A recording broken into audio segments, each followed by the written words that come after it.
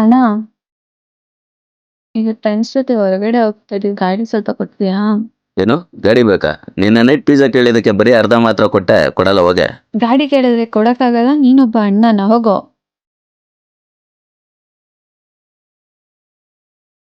ಗಾಡಿ ಇಲ್ಲೇ ಇದೆಯಲ್ಲ.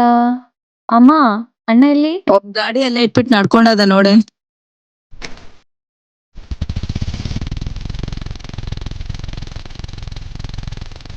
ಓಯ್ ತಮ್ಮ, ಲಿಫ್ಟ್ ಬೇಕಾ? ಹ್ಞೂ ಮೇಡಮ್, ಇಲ್ಲೇ ಸ್ವಲ್ಪ ಮುಂದೆ ನಿಲ್ಲಿಸ್ಬಿಡಿ. ಕೋತಿ, ಗಾಡಿ ಫ್ರೀಯಾಗಿ ಸಿಕ್ತು ಅಂತ ನನ್ನೇ ತಮ್ಮ ಅಂತ್ಯ. ಸ್ಟಾರ್ಟ್ ಮಾಡು, ಹೋಗೋಣ.